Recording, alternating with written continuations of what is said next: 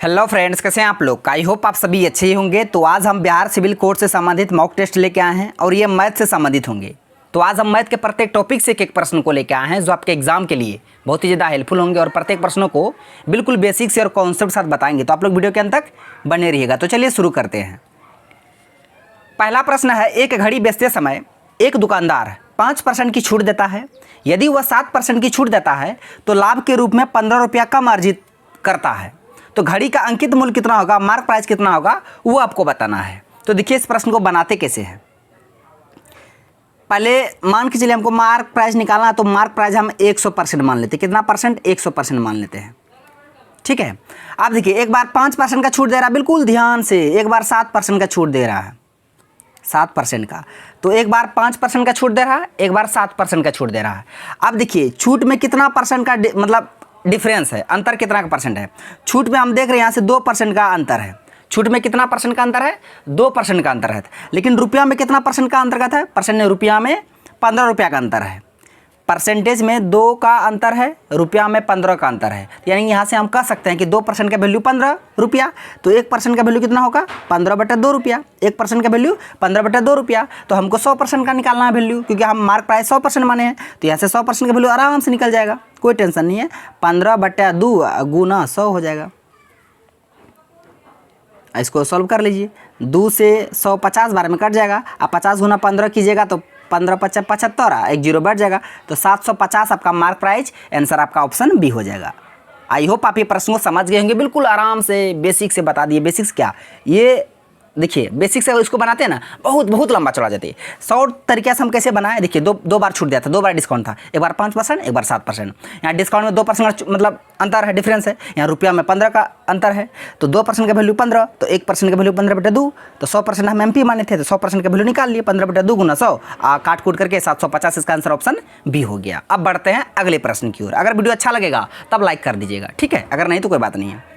प्रश्न है, 140 मीटर लंबी एक ट्रेन 14 सेकंड में एक खंभे को पार करती है और 30 सेकंड में विपरीत दिशा में यात्रा करने वाली दोगुनी लंबाई की एक ट्रेन को पार करती है।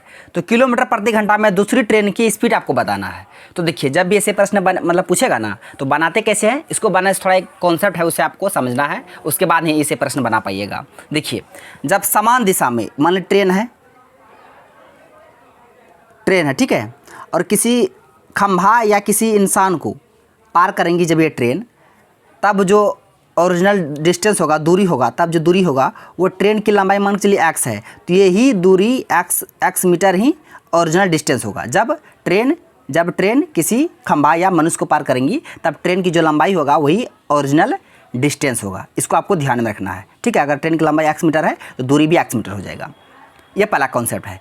अगर दूसरा कॉन्सेप्ट है, अगर ये ट्रेन है किसी प्लेटफॉर्म को या किसी पुल बोलिए या प्लेटफॉर्म बोलिए, पार करती है, पार अगर करेगी, तब जो टोटल दूरी होगा, अगर मान के चलिए ट्रेन की लंबाई x मीटर, पुल या प्लेटफॉर्म की लंबाई y मीटर, तब जो ओरिजिनल दूरी होगा तब x + y दोनों का जो है ना दूरी जुड़ जाएगा।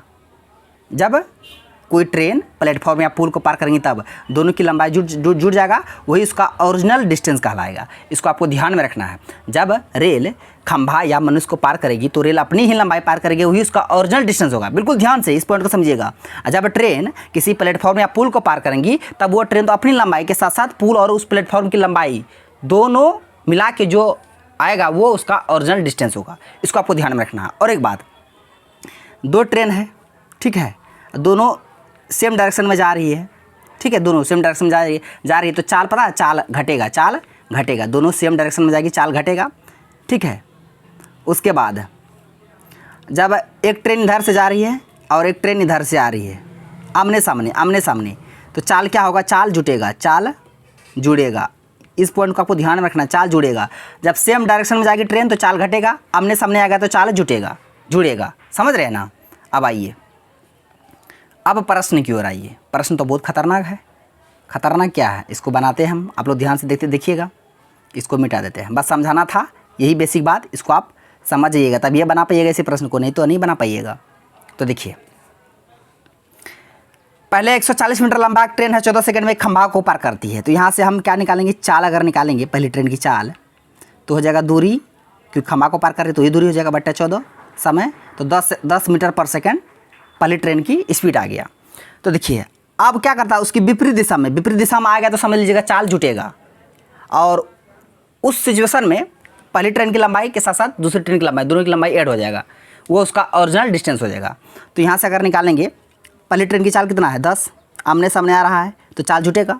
तो पहली ट्रेन की स्पीड जो है चाल है 10 मीटर पर सेकंड है, दूसरी ट्रेन की स्पीड निकालना है तो मान के चलिए एक्स है, एक्स मान लेते हैं दूसरी ट्रेन की स्पीड, तो 10 प्लस एक्स 4 बार दूरी बटे समय, दूरी आप कितना होगा। अब यहाँ पे मेन दिमाग लगाना पड़ेगा कि ओरिजिनल डिस्टेंस कितना होगा। तो 140 मीटर है तो इसका लंबाई हैवे करेगा। क्या कह रहा है कि सामने में विपरीत दिशा हमारी दोगुनी लंबाई, इससे दोगुना लंबाई है उसका, तो ये 140 इसका दोगुना क्या होगा 14 दूना 28 280, ये दोनों जोड़ दीजिएगा तो ओरिजिनल डिस्टेंस आ जाएगा। इसको कितना सेकंड में पार करते हैं 30 सेकंड में। बस इसको सॉल्व करके एक्स का मान निकाल लीजिए। तो कितना है 10x बराबर, जोड़िएगा दोनों को 420 आएगा बट्टे 30, तो ये 0 से 0 खत्म, 3 से 42 14 बार में, तो 10x बराबर 14, तो यहाँ से x का मान निकालिएगा तो 14 घटा 10, तो x का मान आ जाएगा 4, x का मान क्या आ जाएगा 4। लेकिन आंसर देखिए 4 नहीं है, आंसर किस में किलोमीटर पर आवर में है। ये जो 4 आया है मीटर पर सेकंड में आया है, 4 किस में आया मीटर पर सेकंड में। अब किलो घंटा को किलोमीटर पर आवर को मीटर पर सेकंड में लेने क्या करना पड़ता है, तो इसे भी आप देख लीजिए। अगर 4 किलोमीटर पर आवर में रहेगा, इसको मीटर पर सेकंड में बदलना है तो पता है क्या कीजिएगा, इसको 5/18 से गुना करेंगे, 5/18 से क्या करेंगे गुना करेंगे। इसको ध्यान में रखिएगा, जब चाल मीटर पर सेकंड में रहेगा तब उसको अगर किलोमीटर पर आवर में बदलना है तो क्या करना है 18/5 से गुना, 18/5 से गुना। बस इसको ध्यान में रखना। कितना सारे बेसिक बात बताए, आप इस क्वेश्चन से रिलेटेड जितना भी बात बताएं सबको आप याद रखें, क्योंकि बहुत जरूरी है आपके लिए। अब देखिए यहाँ पे चाल मीटर पर सेकंड में, इसको किलोमीटर पर आवर में बदलिएगा तो क्या 18/5 से गुना कीजिएगा, 4 को 18/5 से गुना कीजिए, तो 18 चौके 72 बट्टे 5 काटिएगा 14 5 70 4, यानी कि 14.4 किलोमीटर पर आवर आ जाएगा दूसरी ट्रेन का स्पीड। तो इसका आंसर क्या हो जाएगा ऑप्शन बी। तो देखिए एक प्रश्न को बताना था हमको, इससे रिलेटेड जितना भी हम बेसिक बात बताए हैं उसको आप ध्यान में रखिएगा, ठीक है, कब क्या होता है। अब बढ़ते हैं अगले प्रश्न की ओर। प्रश्न है, एक संयुक्त परिवार में 14 व्यक्ति हैं और परिवार के सभी सदस्यों की औसत आयु 30 वर्ष है।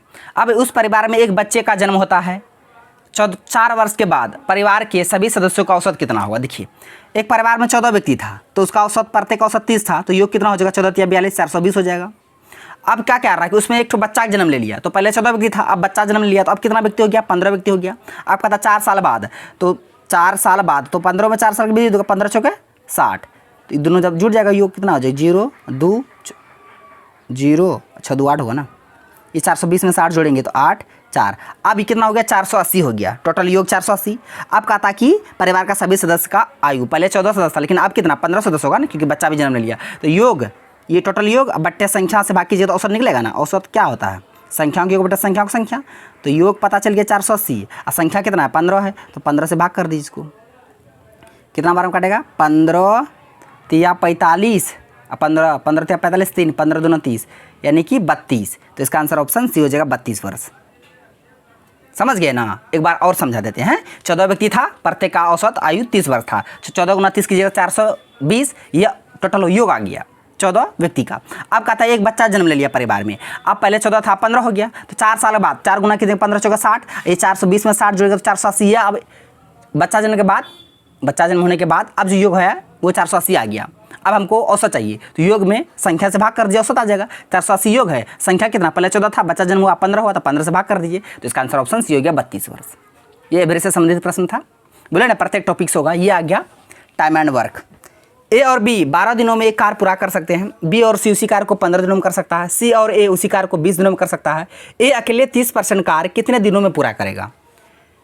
तो देखिए इसको बनाते कैसे हैं, ए बी है, इस टाइप का प्रश्न बहुत बार पूछता है एग्जाम में, बी सी है, इसको ध्यान से समझ लीजिए। आप देखिए ए बी करता है 12 दिन में, बी सी 15 दिन में, सी ए 20 दिन में। यहाँ से टोटल वर्क निकालेगा तो एलसीएम लेना पड़ेगा कितना 60, 12 पंचे 60, 15 चौक 60, 20 या 60। तो यहाँ से अब सबका क्षमता भी निकाल लिए और टोटल वर्क भी निकाल लिए।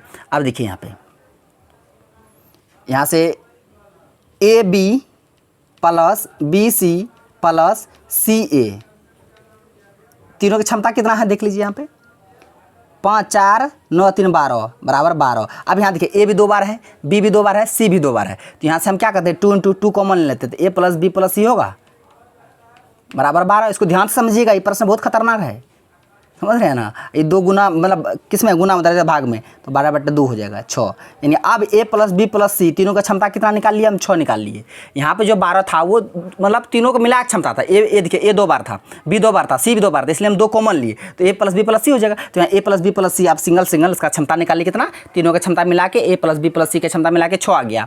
अब क्या कहता है, अब ना टोटल वर्क का 30% a कितना दिन में करेगा, तो a का क्षमता निकालना पड़ेगा। यहाँ तक तीनों का क्षमता 6 है, हमको a का क्षमता निकालना पड़ेगा। a का क्षमता कैसे निकालेंगे, तीनों में से अगर ए बी सी में अगर हम बी सी घटा देंगे तो ए का क्षमता निकल जाएगा।